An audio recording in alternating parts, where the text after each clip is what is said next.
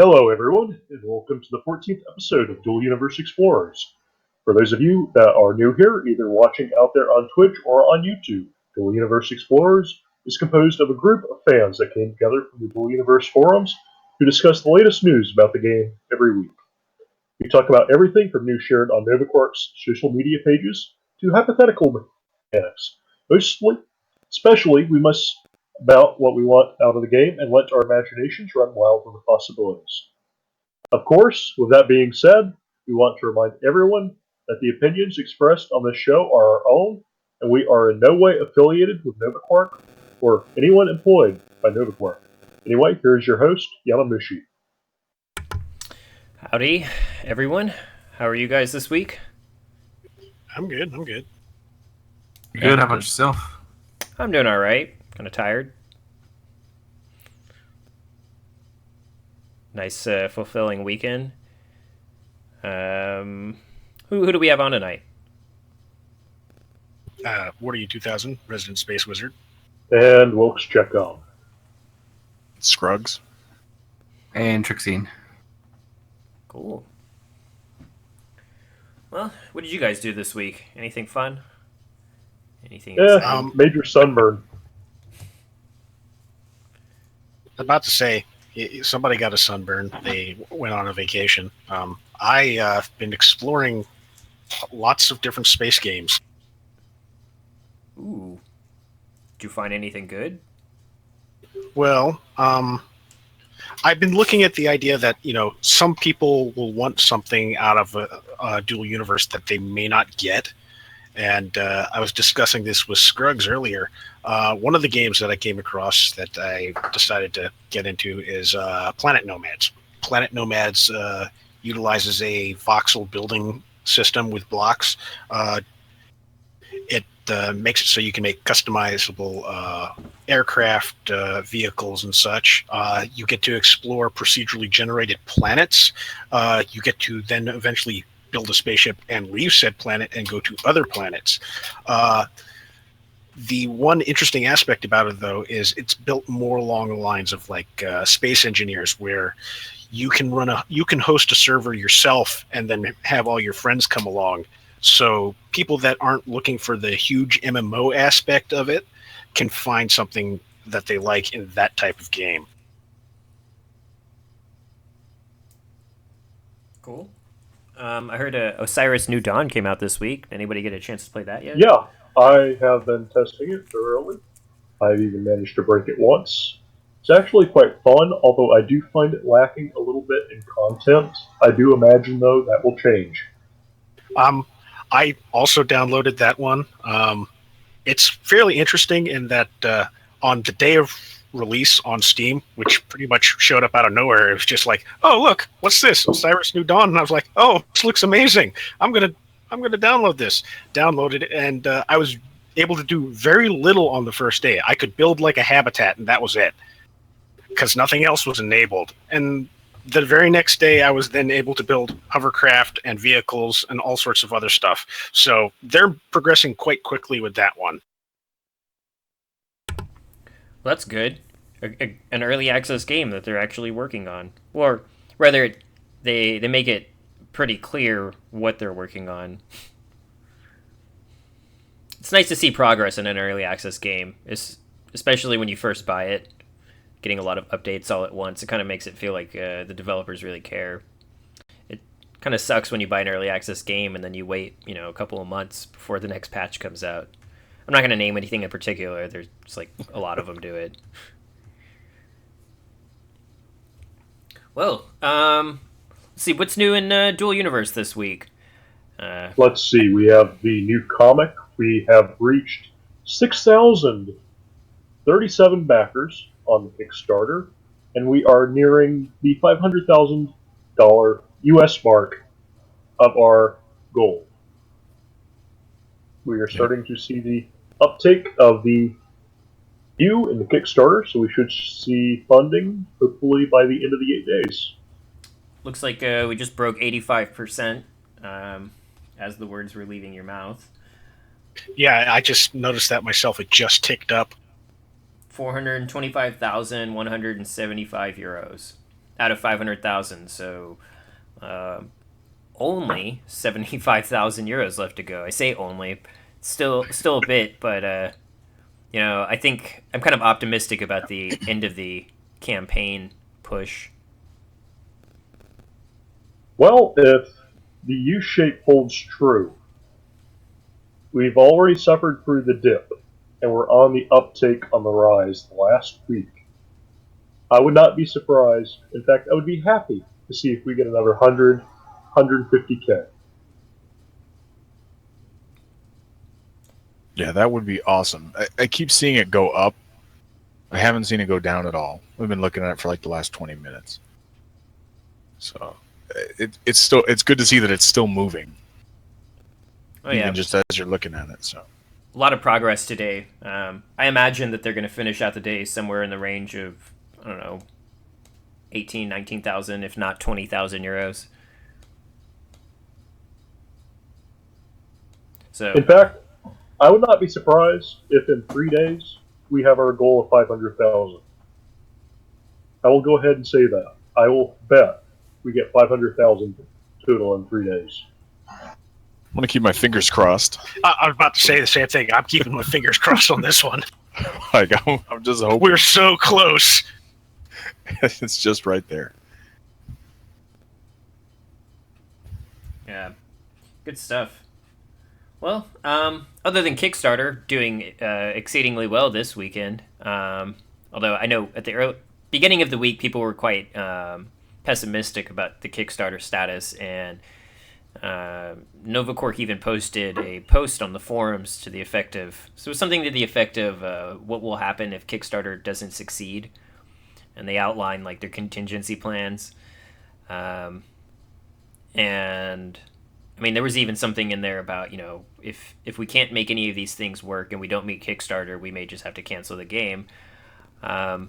I posted in there that I was fairly optimistic about it, and I still am. I'm pretty sure, just like Wook said, that they're probably going to make it here in the next couple of days. I actually have it pulled up if you need any information from it. It was interesting waking up this morning and seeing a diamond pack sell. That's what sold this morning, right? Or was it a Kyrium? Must have been Kyrium. Kyrium. Diamond was yesterday. Yeah, that's not an insignificant chunk of the daily quota that needs to be met. Wow. I'm just amazed that people have that kind of money to throw at a game. I'm like, if I had it, I would do it. I'm like, man, 7,000 euros. I think if you're someone that's throwing 7,000 euros at the game, either you're really into it, or you're somebody that's in the industry. Okay, that makes sense. Like if you're in the industry and you want to see this game happen, then I could see how that would be. Yeah, I mean, if you're somebody like Chris Roberts or John Carmack or something. This also makes me wonder, at the end of the Kickstarter, we actually succeed. Are they going to open up a store where we can also continue to donate via PayPal or other means? Would you like them to? Oh, yes. Yeah, that would be awesome. Because then you could just throw like a couple dollars here and there if you have extra. Like, probably more than that, but I'm thinking on my terms of money, so. Well, there are quite a bit of people who raised their complaints or raised an issue that they weren't able to back Kickstarter with PayPal. There are a lot of people out there who would otherwise have donated quite a bit if they could do it through PayPal or some other means.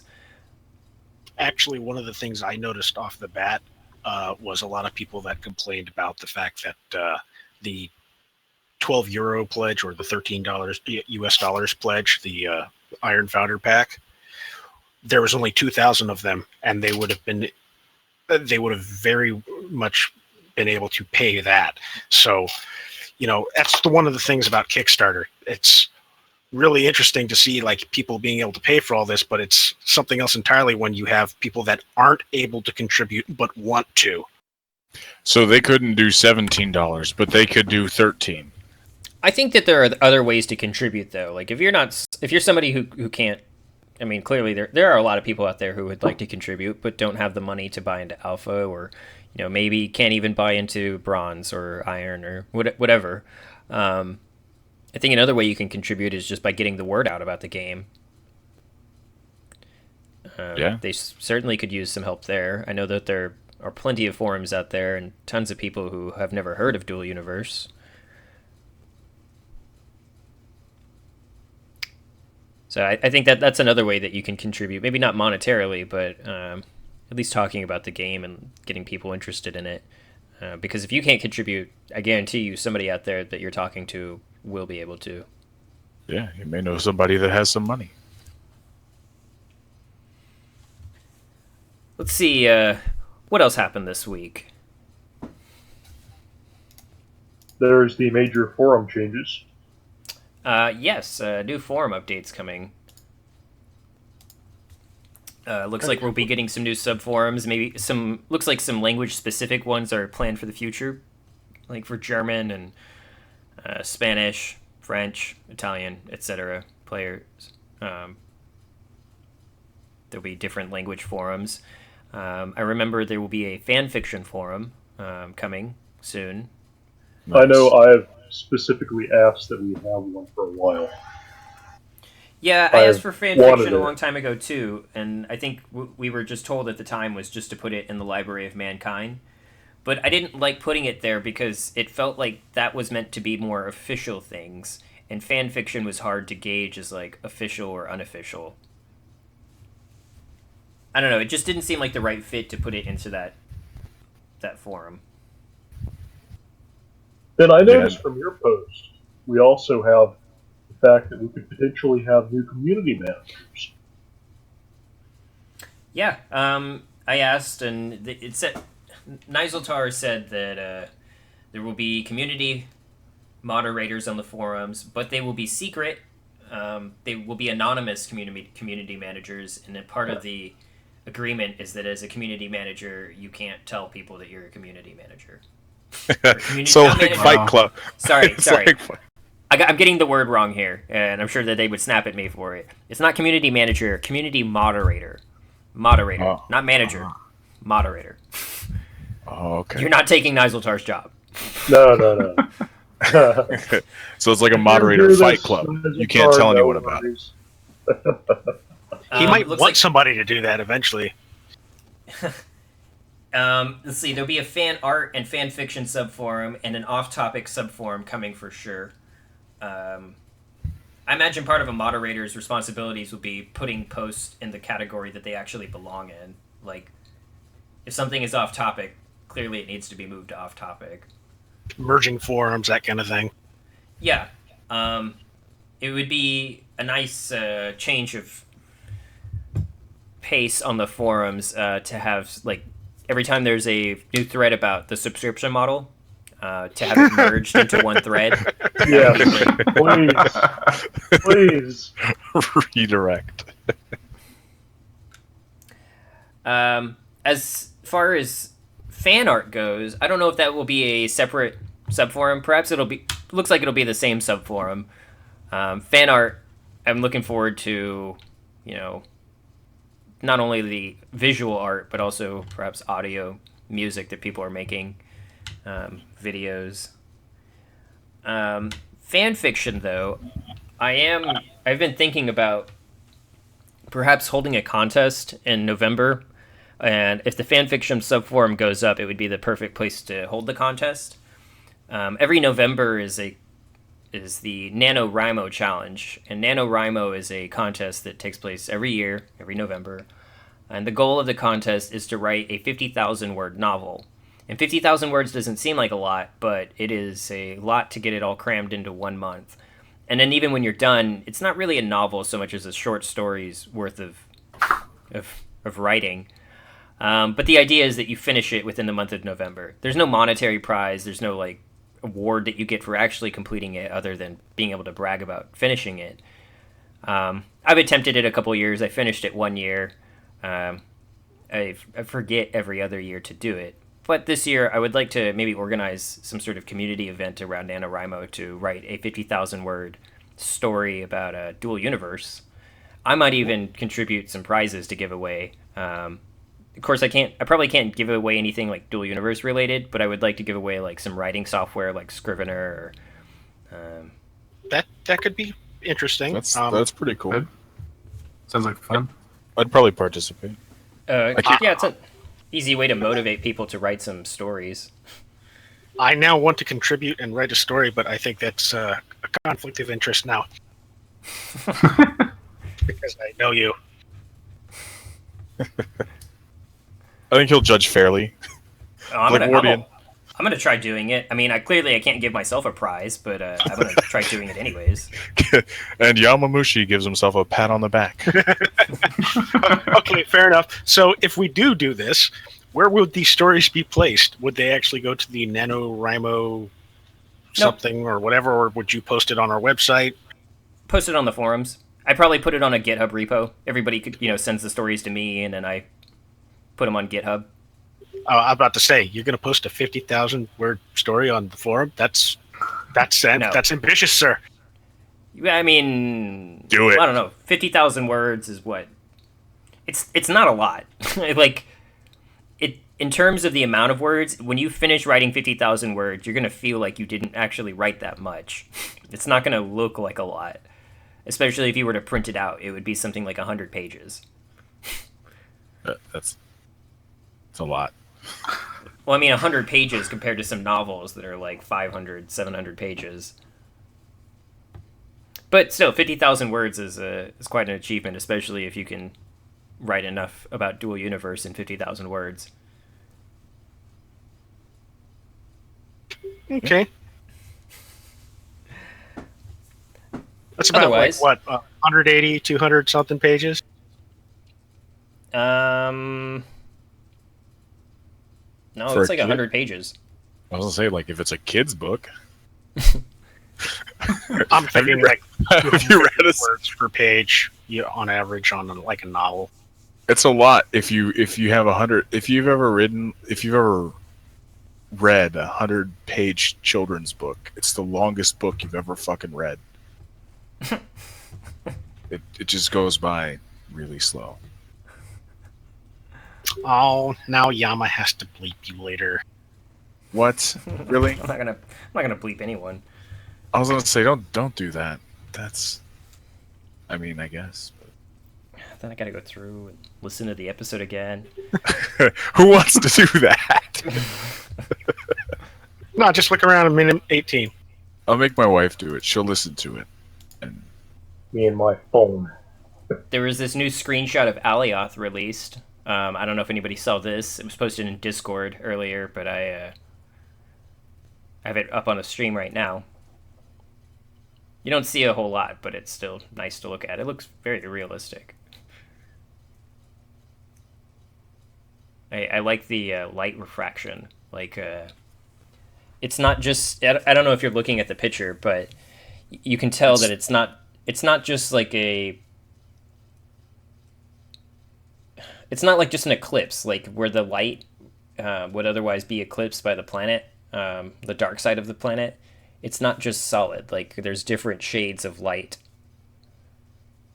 yeah, like it kind of fades as it goes into the Into there's- the darkness, yeah. Yeah, there's like almost like a white little halo around it, except for where it starts to get dark and then it kind of fades. Yeah, it kind of makes you think like a sunset will actually look like a sunset because of that.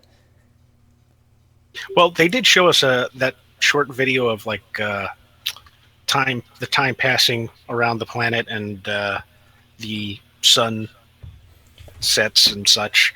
So we know that it looks pretty good, even when it's fully rendered. I was watching an interview with JC that he did. I don't know. It was like 2 weeks ago he did this interview, but I was watching an interview with him, and they were asking him about planet rotations, and he explained like the reasons why they can't do full or why they won't do full planet rotations around stars because it's not going to add a lot of gameplay value. But then they asked him about moons, whether or not moons would rotate a planet, and he said no, But then I started thinking about it, like, wait, why does it matter if a moon rotates the planet? Because if the planet is rotating, if the planet is actually turning, then the moon is still not going to be in the same static position around the planet. Like, Yeah, relative to where you are on the planet, the moon will be moving in a sense because you're moving, but it won't matter because it's True, but if I log off and my ship is somewhere in space and the moon is physically moving, the moon's not going to move. Yeah, the planet moves. The planet rotates. The moon stays right where it is. It's a force perspective. Right. Ah, I see what you say. I was confused on what you were Yeah, it saying. only seems like the moon is moving if you're on the planet, but if you're not in the planet, only the planet is moving. Yeah, you see the planet move under you, but otherwise the moon is not moving. Perhaps the moon will rotate, but it's not going to actually orbit. Okay, yeah, I'd buy that. I suppose I mean, it'd be interesting to see if they had both. You know, a rotating moon and a rotating and one that's like tidally locked. But like they were saying, why it wouldn't really add anything. I mean, Except that I can build a base on a moon across from a planet that I want to bombard, and they have to actually physically go around the moon to get to me. yeah, except sure, okay. I don't think it would. You could do that, but I think one person building one base on a moon is not going to make a huge impact of people trying to go around you. They would just go around you. It's a large space. I suppose. I mean, I think it would all depend on the situation, and you know, certain things would be more realistic, or how should I put this? It'd be more feasible tactically to do certain things if a moon was not rotating compared to one that was, and I think it'd be interesting if, you know, in certain situations that option is available, and in others it's not. I was watching a movie this weekend called Approaching the Unknown. It's got Luke Wilson and I can't remember the other guy's name. It's like this Scottish actor. But it's about this guy who's going to Mars on like a solo mission to Mars. He's going on a rocket to Mars, and then there's supposed to be a woman on a mission who's supposed to follow up with him, carrying more supplies with her. But then he ends up like being out there completely alone because her ship like ends up going back. So he's just floating off into the unknown towards Mars, hoping he's going to get there the whole movie. And the whole time I'm watching it, I'm thinking like this kind of reminds me of this is what I think Dual Universe is going to feel like sometimes, like between planets. When it's the first time you're leaving your Alioth and you're going to find another planet in the solar system, like just floating out there for a couple of hours in the middle of nowhere, like I don't know where I'm going. Oh, but that's how you can just get rid of people you don't want in your organization. Just send them off. I'm looking forward to the moments when you're floating in between, like you're flying between two planets and both of them just look like little dots off in the distance. And you're just really out in the middle of nowhere. Yeah, I could imagine doing that by yourself would be like really a lonely experience, I guess. Probably be a lot more fun if you have someone with you when you do it. Oh yeah. And you guys can bullshit for those 3 hours or however long. I hope it wouldn't take 3 hours, but maybe. Maybe the first time. Maybe, yeah. I mean, the thing is, it's like, well, I'm thinking, how apparent will the other things be that they're actually planets? How far away will they be? Will they be so far away that if you're standing on Alioth, you can't actually distinguish a star between a planet because of, you know, how bright they are? Or will they be pretty obvious that it's a planet off in the distance that you're flying towards? Well, how I see it, for the stellar scale, when you're looking at it, it ought to be like how it is right now. When you look at it from the surface of Earth, for instance, you see a star in the distance. You don't see the orbital bodies around it, but you can garner a rough information what that star is. Is it a blue dwarf, red giant, or your normal main sequence star, yellow star? Just by looking at it. You can't exactly tell if it has planets around it, without special tools. I actually remember bringing this up once before, very early on in when I started posting on the forums, where I wanted to know exactly how detailed are they going to make like the solar systems. Am I going to actually have to know something about stellar cartography to, maneuver around or find planets in this game? And their answer was, that it was going to be pretty much just a game aspect. If I run a scanner, I'll be able to find a planet, and I'll know exactly what it is. It's not going to be that complex.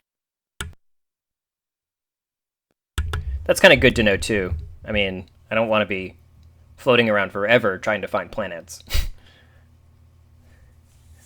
Although, there may be people who head out there who didn't bother training up the skill to scan down something and are just, adventurous and want to explore.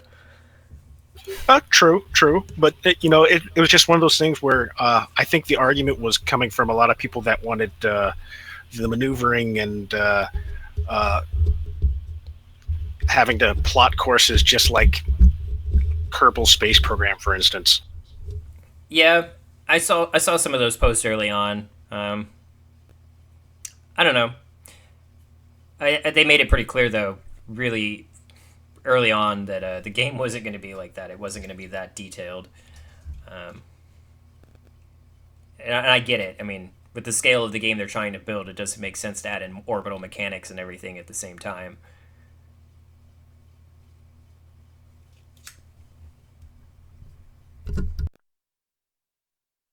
It'll be interesting to see them add more details later on and to see what details those are going to be. But for right now, playing the game will be pretty much playing a game, not reality simulator for space. And speaking of playing the game, we have some exclusive footage here from MMORPG.com of some platforms in Dual Universe. I'm gonna throw this up on the stream. It's got a bit of music in the background, but there's no talking, so you're welcome to comment on it. So here we go. I think I know which one you're talking about. I think what's important to note about this video is that this is showing people walking around on moving constructs. That's pretty awesome. And it's showing it relatively lag-free.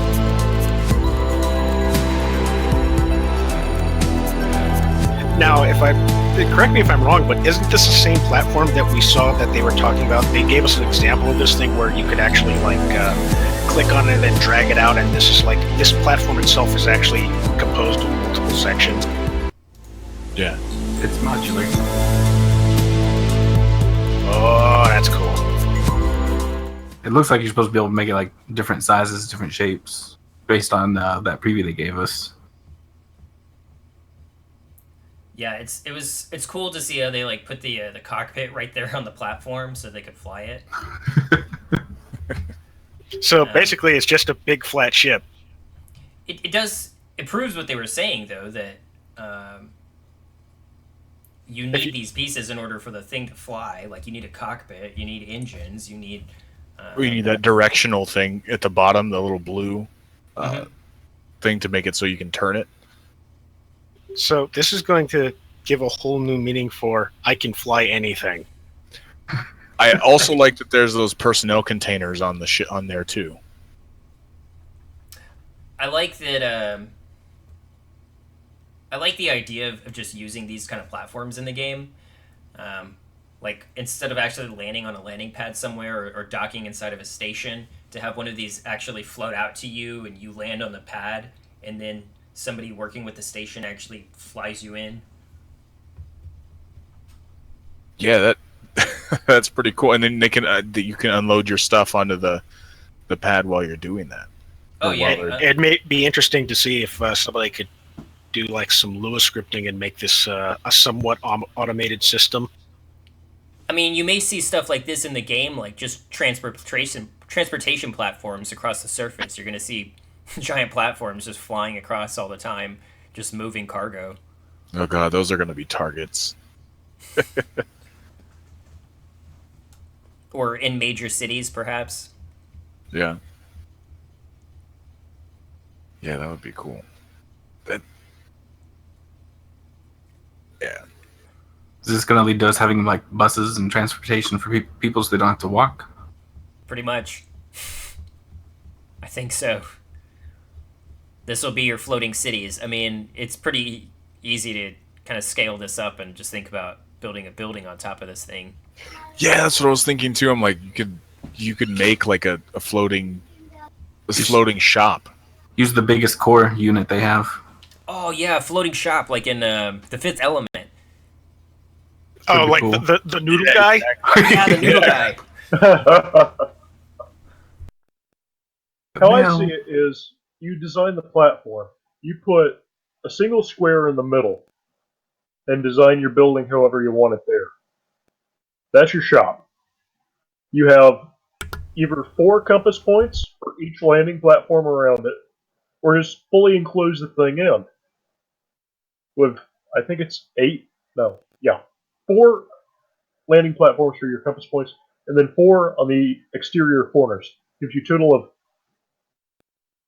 I think, 8 parking spots you can park different ships on. Floating shop, right there. Attach engines, you're done. It keeps you away from those idiots on the ground. And you can move it around, so it's not really an easy to find target. Yeah. That's That's kind of what I was gonna say. If I could build one big enough, put a base on, I'd put it against the ground, make it look like there wasn't a floating platform under a base. I was and just then if you thinking get attacked, you could just leave. Yeah. I was thinking about making it so, like, it's like a kind of a hidden moving fortress. You place like dirt and rocks on top of it, so it just looks like some moving hill. Scrape yourself across the ground. Yeah, pretty much. Look at that. The fact that we're talking about a voxel creation game, the type of things that we can pull off that you can't pull off in other games is just going to blow a lot of people's minds. Wait, I missed this guy because his spaceship literally looked like, the edge of this mountain range. What the hell? Yeah. So, if anybody at NovaCork is listening to this podcast this week, if there's any video that I think you guys should release, or that should show, would be cool to show, is one of these capital ships actually fleshed out inside. I know that for the most part, these capital ships we're looking at are just hollow shells with just the bare minimum components on them. But it would be awesome to see one of these, like, with corridors and stuff inside of it. It's probably asking for a lot, but still. Just a little bit. I mean, we're looking up at this giant capital ship here, and you got to imagine that there's giant boosters on it, like, at least holding it up in the air. Yeah. I begin to wonder, like, I've talked about it before, like in other voxel building games with like Space Engineers. I build ships in a way that I can easily repair the internal components. Whereas in a lot of times when people build ships in Space Engineers, it works real great until it gets damaged. And then you have to figure out, where did all the parts go? How do I repair this?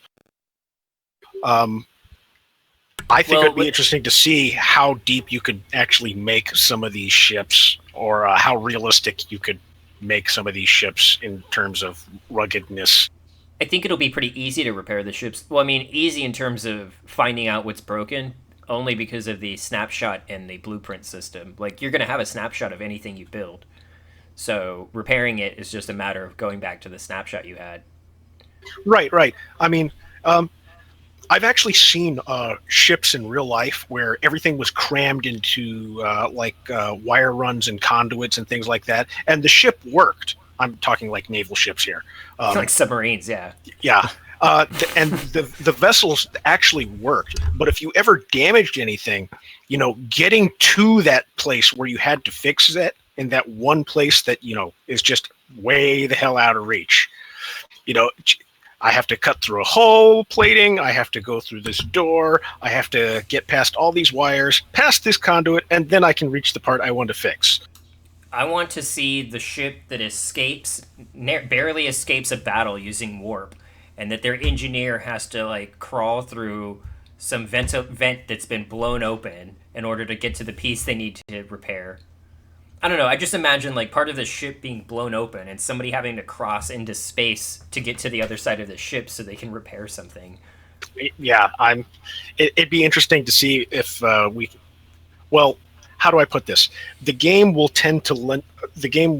push certain starship designs in certain directions, and I'm interested to see if we wind up with ships big enough to do that, and whether or not they're feasible to make all the time.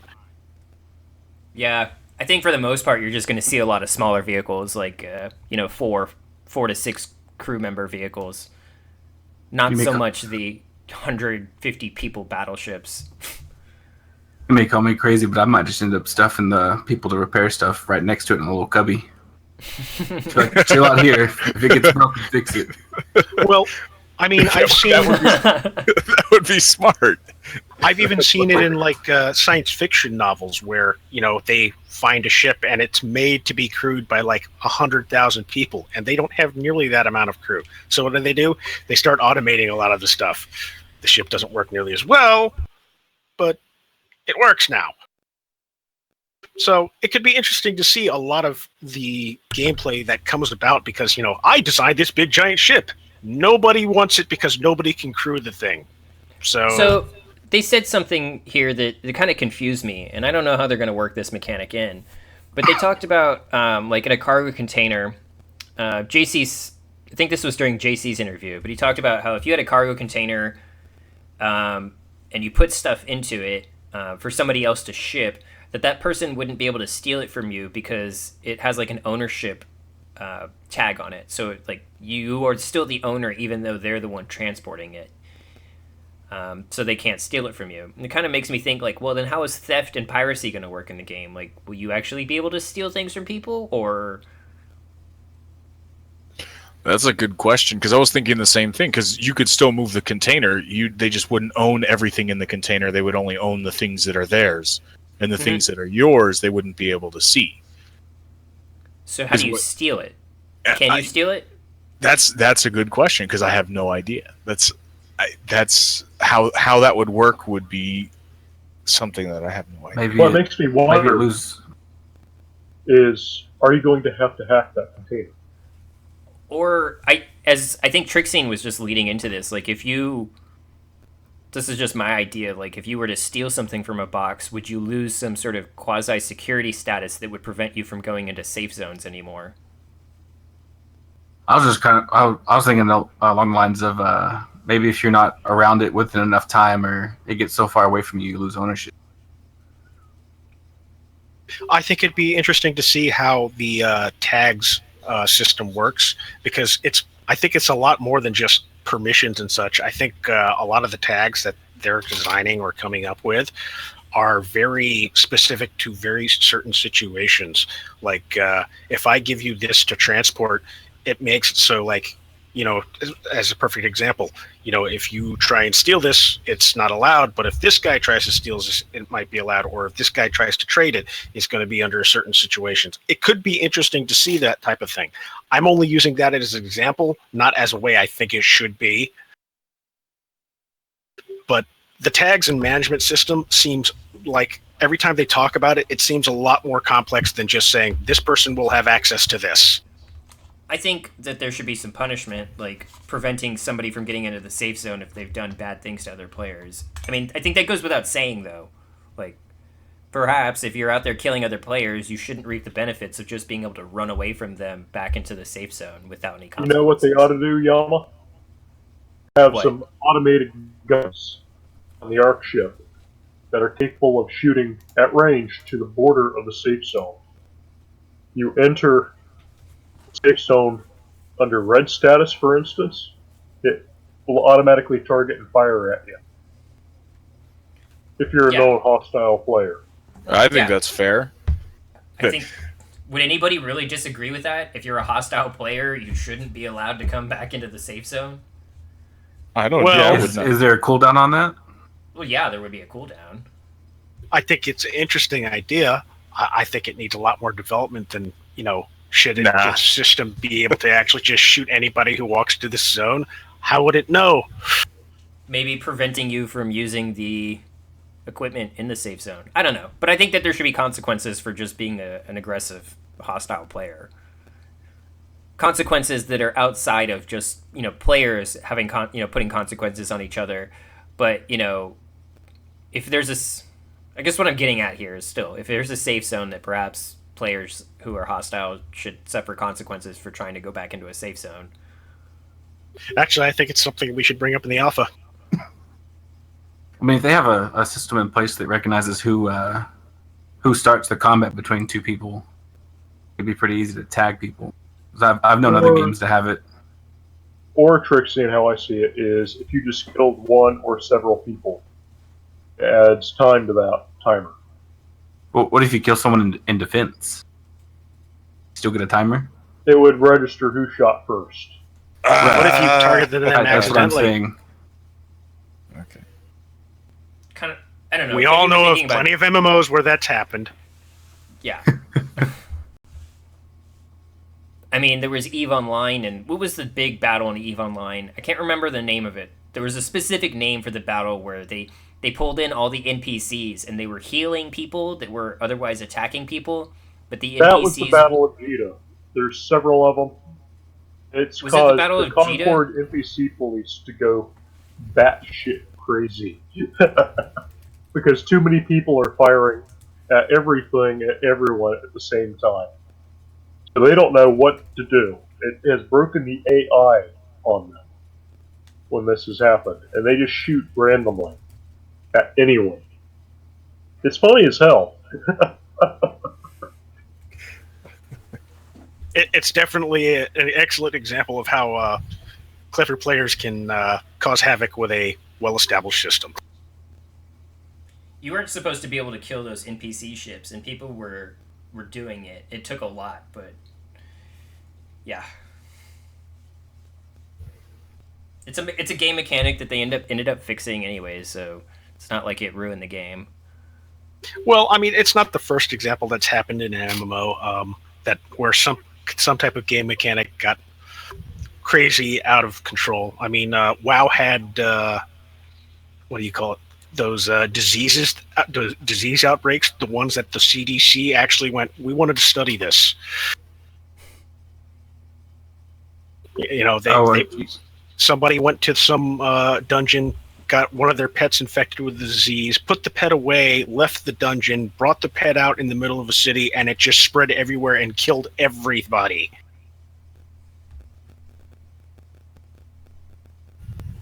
It was World of Warcraft.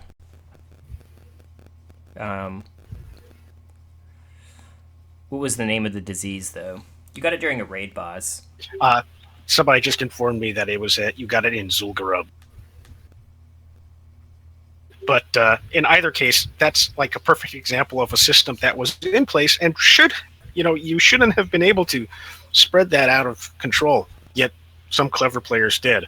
I mean, it's going to happen. As clever as the developers are, there's only half a dozen of these guys, whereas there's potentially thousands of players. They're not smarter than thousands of players. It's not going to happen.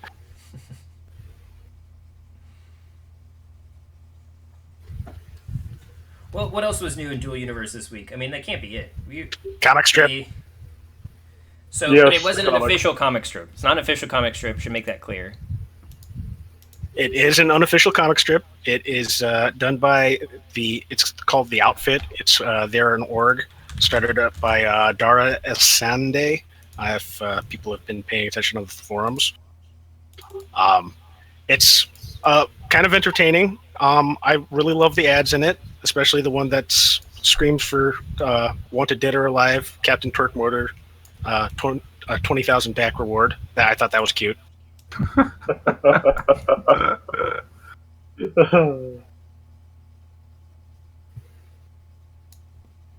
I actually found it kind of nostalgic with all those little ads in there. I mean, because I remember when comics had tons of little ads in them.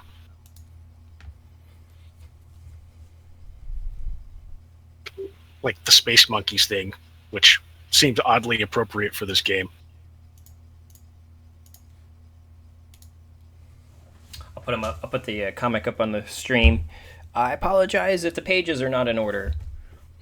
but you should go to duelcreatives.com and check out the comic there. It's definitely got a lot of humorous flair, kind of like what Porco was coming up with his newsletters. This is kind of in the same vein.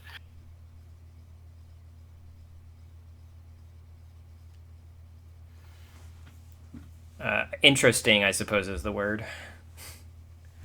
Let's see. Nova Cork is also releasing a lot of dev posts, a lot of not community feedback posts necessarily, but straight up dev diary stuff on Kickstarter every day leading up to the final day.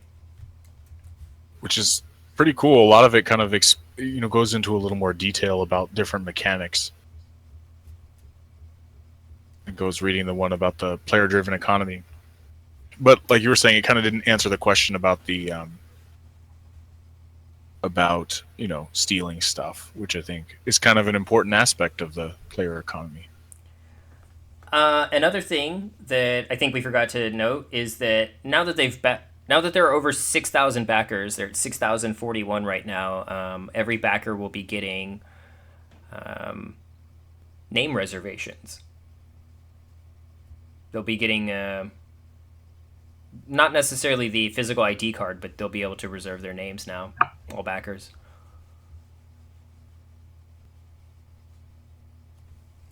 So, being able to register your name. Yeah, that's pretty cool. I mean, for the people that didn't buy the thing that gets you that. There are a lot of them. It's like over half of them. Oh man! But the people who did buy it, it's kind of like, oh, okay, that's cool. If you count up on Kickstarter the amount of people who should be getting alpha access, I mean, there's a good 1,200 plus people who have alpha access now. So how will it work though if I'm going to register my name in the game and somebody else wants to register the same name we've both backed? First come, first serve. Where do you get to register this at though? I don't know. They'll probably let us know afterwards. Yeah, they've already said that there's a couple things that they're going to let us know as soon as all the Kickstarter has finished. And one of the issues was the names. The other issue was if I was an alpha access member before the Kickstarter and then I also got alpha access through the Kickstarter, can I give that alpha access to another person? So or if I bought more than one. That was the other good one. The answer is no. They don't know about alpha access, but beta, yes. Okay. Alpha access, they said they want it to be, more for people who bought it knowing what they're getting. Not for just, early access, whoever wants to play it. Right, but the one more specifically I was talking about is like, let's say I bought 2 Ruby Founders. One for me and one for a spouse or a friend or something else like that. Uh-huh. How is it associated between me and me trying to give it away to somebody else?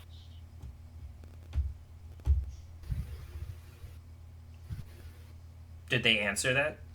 No, they did not.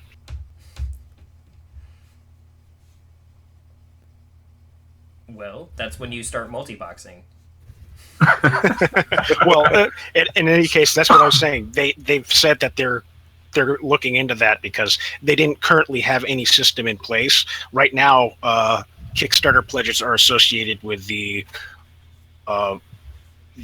email account that the Kickstarter you logged in with the Kickstarter with, and then there's the whole thing with the digital pledges. I don't actually know too much about those. Basically, instead of having physical items come with it, you just get the digital equivalent or value. Don't they do it in DACs? Yes. I mean, I think that's pretty much anything under silver. Everything over silver has pretty much, they give you something physical, I believe.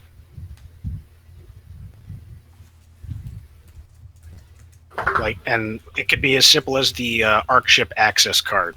A lot of people thought that was a digital item. That's not a digital item. That's a physical item that they're going to mail you. which is cool. I want something physical and put it in my cubicle. Right. Right. I mean, and I think that's where the big confusion came from, because if that was the only physical item you were going to get, and a lot of people thought that was a digital item, they're going to sit there and go, why would you charge me shipping and handling? Kind of deal. So there's that. I mean, most of us that are going into the higher tiers of access or pledged higher, we're getting real physical items like T-shirts, posters, tote bags, art books, metal boxes, that in-game card. There's quite a few people that are going to get a statue. Oh yeah. Dang, that statue! I really wanted that. There's quite a few people. There's a few people that are going to get 2 statues, one male, one female, so that I can play with them together. Wow. Oh my! The interesting one that I'm looking forward to is to see the ArcShip USB key.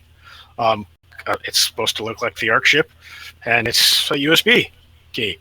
And I look at that and go, I've seen the picture of the ArcShip. How the hell am I going to stick that in my computer? It's going to be a 2 gig USB stick, and it will be it'll weigh 5 pounds.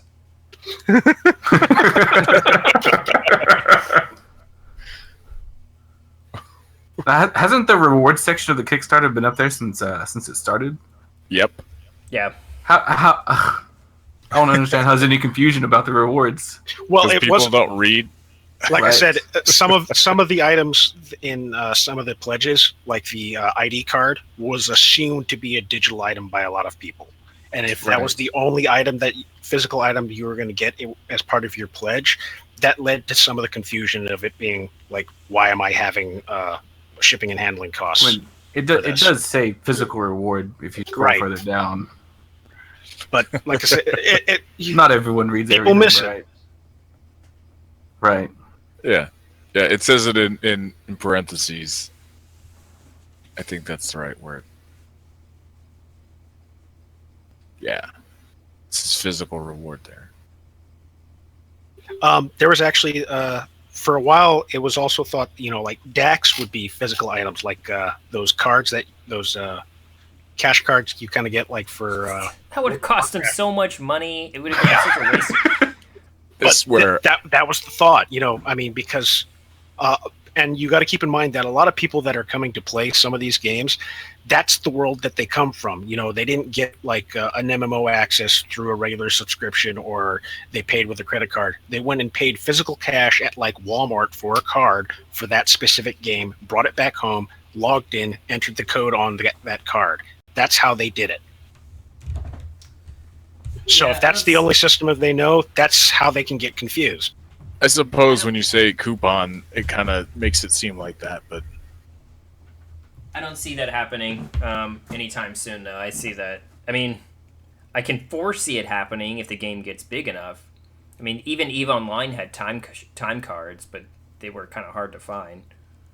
I've noticed you usually see that with a lot of the games that are from foreign countries overall, because that's actually a lot easier to do than, having to worry about, like in China, are they going to respect this credit card? I see a lot of cards in Walmart for like RuneScape, World of Warcraft, Wizard 101, Pirates. I think that's all I can think of. yeah, I've seen those. There are usually a lot of them left, and I've never seen anybody take one.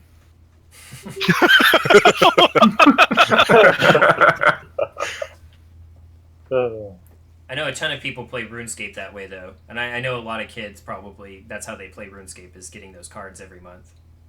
They usually put them up high enough where those kids can't even reach them. And they can't even be activated until, like, they're activated at the register. I'm sure there's some sad, retarded kid that, like, took one and then didn't pay for it and then he tried went to dark. use it. He went dark. Yeah. I'm not saying, like, actually retarded. I mean, like, he's just some dumbass. God. Drugs. That wasn't very politically correct. Are you joking right now? Yes, I I'm like, what? It's a Rick and Morty moment right now. We started caring about that kind of shit? I call myself a space wizard. What do you think? that you're high.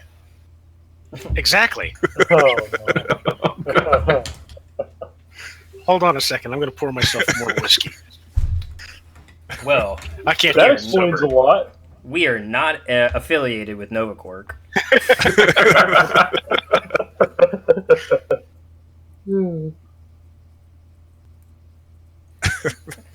Man, there's so much dual universe news going on. I mean, a lot of it has been like rehash stuff. We learn tidbits here and there throughout the week, but I mean, I wasn't expecting to have a ton of information come out this month, especially because I mean it's the end of Kickstarter. Yeah. I'm excited for the prospect of having a fan fiction forum though, and especially a fan art one. I've actually been waiting for it. So, Oh yeah. Maybe That I'll might find the actually- motivation to finish mine. well, I wanted some more guidelines to Right. write fan fiction because I just didn't want to sit there and write something and then it to be totally off from what the universe actually represents.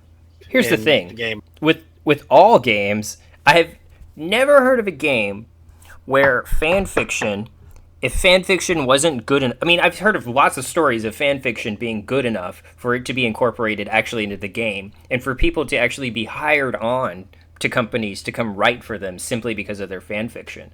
I mean, that's what happened with EVE Online. A lot of the EVE Online backstory stuff came from people who were writing fan fiction. I'm looking forward to that in Dual Universe. Not to say that that's absolutely going to happen, but that seems to be the trend, that if fan fiction is good enough and enough people like it, that it eventually just becomes official. I could see Yeah. that. I can hope for that. I'm not going to, put all my eggs in one basket for that one. Yeah, I'm also excited about this coming to the forum because it might actually be something that I would post in. I mean, I don't post a whole lot on the forums and haven't really been on it a whole lot, mostly because I'm tired of seeing the same old not a subscription model post. But that might actually bring me back into the forums.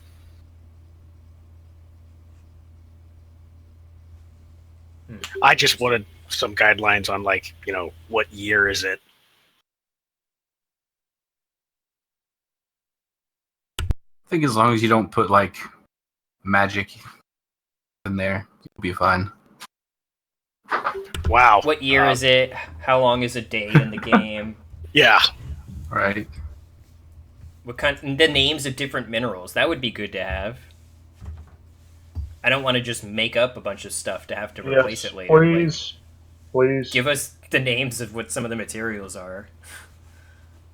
Well, I'm sure we know one already. Iron, I was going to say Curium. Right. bronze, sapphire, Uranium. ruby, emerald, dirt. Actually, there should be uranium pledge. Screw curium. I think there should be one above that. There should be the uranium pledge.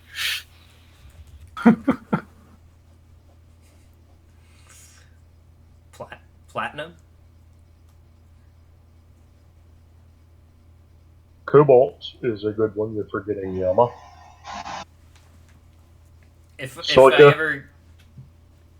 I get the chance to, if we ever get the chance to interview JC again, we got to remember to ask him if this isn't answered by the next time, or by the time that happens.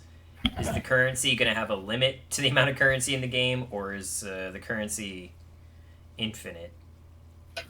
Simply because of the NPCs continuing to pour it into the economy. I begin to wonder about things like that because then you start actually creating real economies, even though they're virtual in-game economies, and then we wind up with Ready Player One being. And you can't really have infinite money without a way to burn that money. True.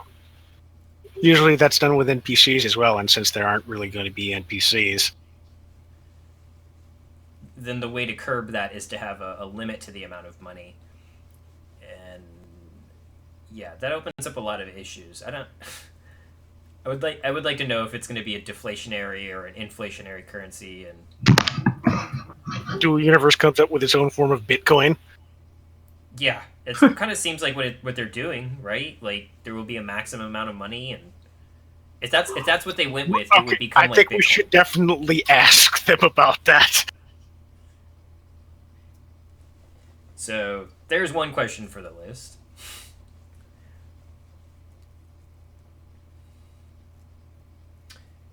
Because that has actual scary real-life connotations to it.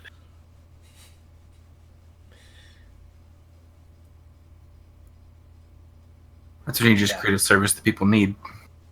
Changes the way that you spend money. Changes the way you value money too. Mm-hmm. I think it's funny when the IRS tries to figure out how much they should tax you with when it comes to bitcoins. The trick is you just don't tell them. Exactly. I was going to say, it's not like they're going to be able to find out. Well, here's the thing. According to the IRS, if you actually can use it as a form of currency and then it has value to other people, then you're supposed to report it. But if I report it, how do they sit there and calculate how much they should tax you for it? They tax you based on what it's worth when you spend it, or if you cash it out into U.S. cash. At that point is the taxable rate. And then what they're supposed to do, technically, is you're supposed to determine how much it was worth when you bought it. And that would be the gains or the losses based on when you sold it. So it's pretty much like figuring out taxes on stock. Yeah, it's stupid. It's considered an asset, not a commodity. Well, but it's taxed like an asset. It's not taxed like a commodity. But only if you tell them about it, and they can't discover. It's not like with stocks where they can find out how much money you have. Is it? I mean, I don't know anything about this. Why would no? Because I can have it on a USB drive. You can have it on an address that they would never know about. You can even do Bitcoin with pen and paper, but I wouldn't recommend it. I would not report that. I was pissed when I found out that they started charging taxes when I do my PlayStation purchases, because they didn't used to do that. Last year they didn't do it, and this year I'm like, I buy something $14.99 and it's like $15.66. I'm like, what the hell is this? But apparently PlayStation established a place in Arizona where now they can tax in this state. That's what I get in Texas. Every time I buy online, I got to pay an 8% sales tax. That's what happens when I buy stuff off the Steam store. Really? Yeah. Mm-hmm. Wow. If your business has to register in the state to collect sales tax. But if you use a VPN, then, especially if it's a digital item that you're buying, that's what pisses me off. When I have to pay a sales tax on a digital item. Like, yeah. What? That doesn't make any sense. Yeah. They're taxing a concept, and that frustrates the hell out of me too. But, this got entirely too real. Yeah, this conversation went weird. No, we're talking about how yeah. So where were we? Economy. Yeah. Fan fiction. Yes. Yeah, I'm looking forward to it. I have like a space opera idea that I have going on in my head with a lot of different pieces that all kind of combine. But I remember you saying you thought it was more like the second Star Trek film. Oh no, that's the idea that I came up with the other day when I was going to the bathroom. Yeah, I think your exact words were, I came up with an idea for a story, but then I realized that it was the plot to The Wrath of Khan. Oh, I've already been working on this stuff for the past, ever since I found out about Dual Universe. I have a big Scrivener file that's got 9 or 10 short stories in it started that all kind of pieced together. So I'm really looking forward to a fan fiction forum so I can start actually putting some of this stuff up. I'll be honest with you. I have no idea what you're talking about when you say Scrivener. Scrivener is a piece of software for writers. It's a way to organize like novels or even for essays or presentations. But mainly people use it for writing novels. And it's got like tools in there for managing characters and plot lines and locations. Seriously? How do I not know about this? And then you can export it in a format that a publisher wants. Like, oh my god. Yeah. If I had known about... How long has this program been about? A couple of years. You can buy a copy, or you can participate in the contest and win a copy from me, because I'll be giving one away. I will participate in the contest, sir. But will you win?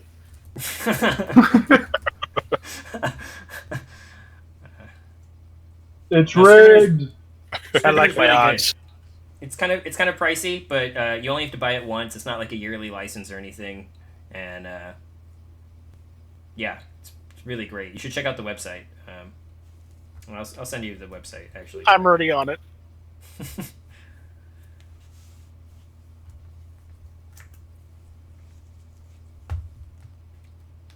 Anyways, I think that about wraps up this week's episode. I can tell when we go off topic really, really fast that we've run out of things to talk about this week.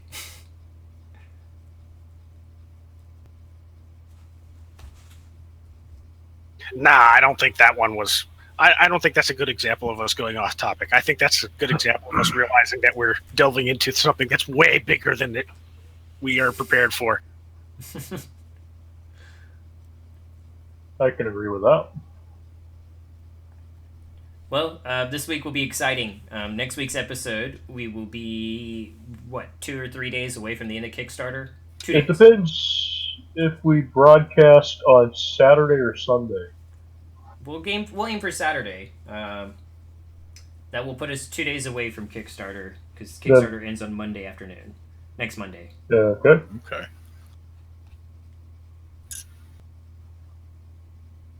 Anyway, Yama, you want to lead in the sign off? Cool. Thank you for tuning in, everybody. If you were out on YouTube or Beam or one of the other broadcast tools that we use, sorry that we didn't get to you. We kind of focus on Twitch. And again, we'll be broadcasting episode 15 next week on Saturday, October 8th at 4 p.m. Central U.S. time, which is 5 p.m. Eastern, 2 p.m. Pacific. And do you guys have anything to add before we go? No, I do not. I'm not sure about everyone else. Thanks for listening. Indeed. I'm looking forward to seeing everybody's fan fiction and their fan art. So I'll catch you guys later. Thanks, everyone.